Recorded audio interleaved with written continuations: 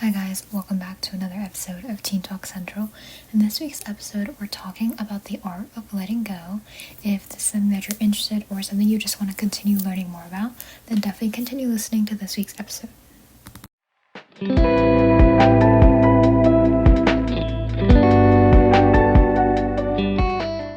Hey guys, it's Mia. Welcome back to another episode. I know I didn't post last week. I was on my spring break vacation, so I'm so sorry, but we are back and I hope everyone had a good 2 weeks.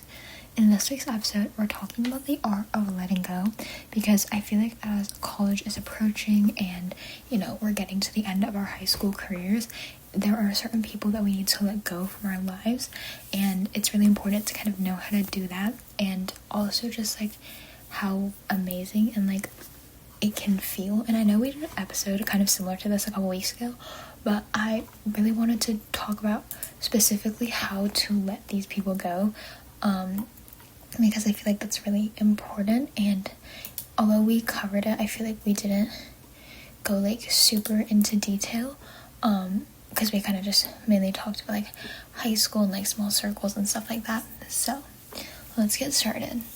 The first thing I kind of want to say is that letting go just feels really hard because there's expectations that you kind of put on yourself, and this idea of the old version of you. I think obviously throughout high school you grow up a lot. You enter high school basically fresh out of 8th grade, and you're still super young, super naive, and then you're graduating with a whole new mindset. You're about to become an adult, and the high school is really the most transformative years of your life. And sometimes the hardest part isn't really losing something, it's choosing really to release what we've been holding on to for such a long time. I think 4 years is obviously not the most amount of time ever, but it's also a good amount of your life. And sometimes with friends, we hold on to people that don't really serve us anymore just because, we might not want to cause any drama or chaos within our friend groups or just in general at school. And then there's this fear of emptiness if you do it during the school year. You're oh, I might lose all of my friends, which is why I think a lot of people do let go of their friends at the end of their 4 years. And a lot of people, they rebrand and they go into college being a new person and having a small circle of friends that they know care about them and they also care about in return. And we tend to really hold on to friendships that changed, but again, we're scared to let go of, or situations that have already ended emotionally, but you're physically still there. There are definitely cases that I've been in, and I still am in, that it's really hard to leave because you don't want to cause this situation to blow up, but then also emotionally I'm kind of not there anymore. I'm not present, I'm not into it. I don't get invited to things that they're doing together, or their conversations are things I really can't relate to, and it's just people that I don't know how to talk to anymore, basically.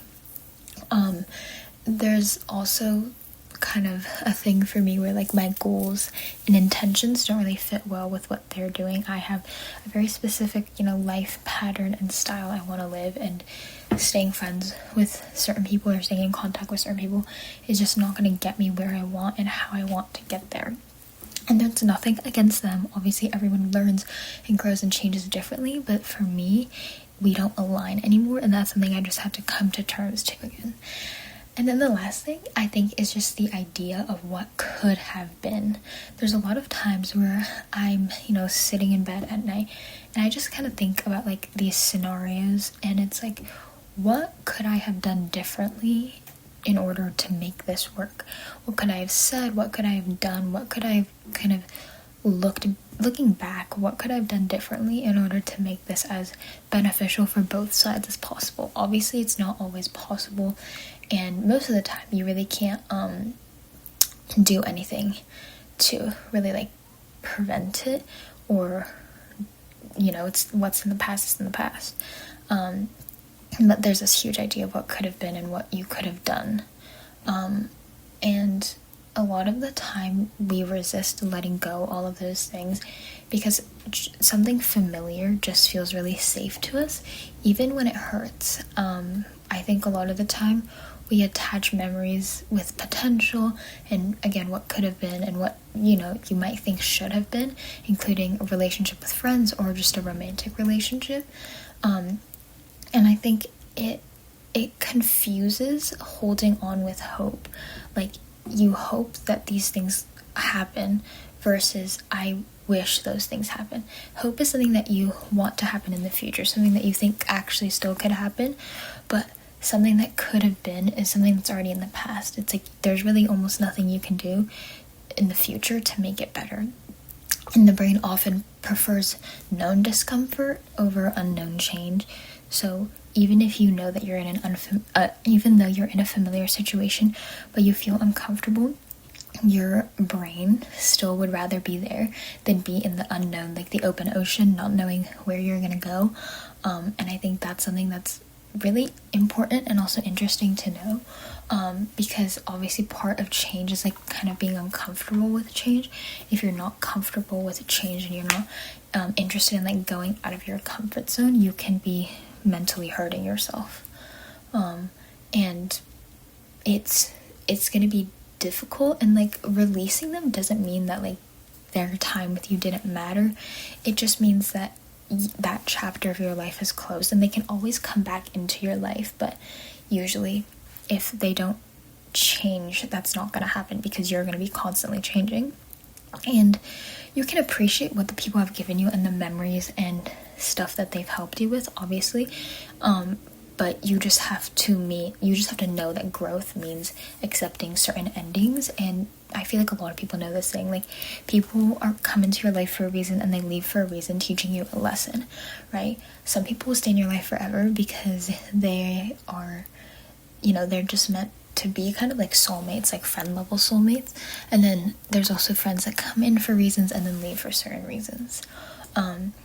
It's letting go is really not like rejection. It's recognizing that the memories you had with them are important and they matter, but it's time for you guys to go your separate ways.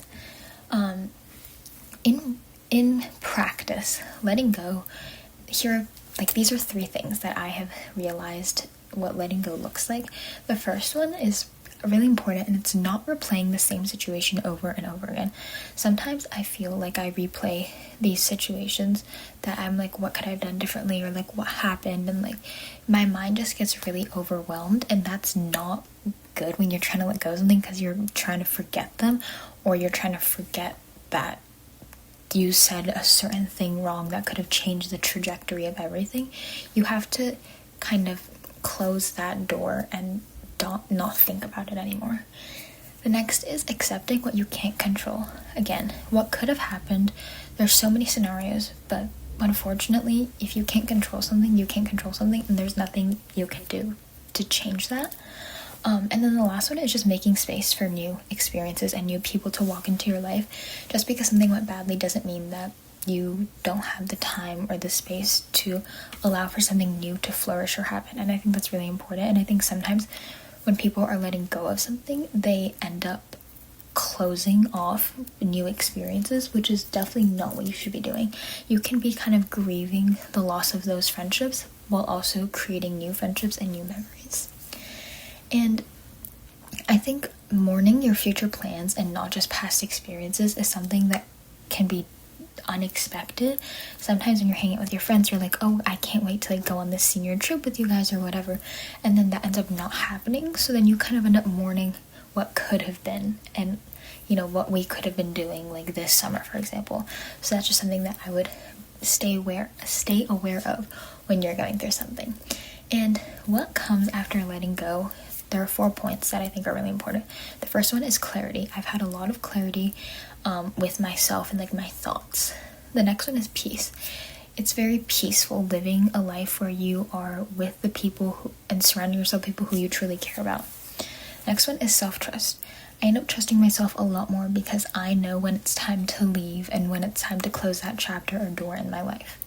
And the last one is room for growth. I know I'm not perfect, never claim to be perfect, never will be perfect, and letting go of someone just allows me to grow even more as a person. So, with all that being said, the last thing I want to say is that sometimes peace begins the moment you really stop trying to hold on to what has already departed your life, it's really important to just be at peace with yourself, because as always, you are living your life for yourself. Thank you guys so much for listening to another episode of Teen Talk Central. I hope you guys enjoyed. If you guys have any episode requests, definitely leave them down below. You guys can DM us on Instagram. And I love you guys so much, and I'll see you guys next week. Bye.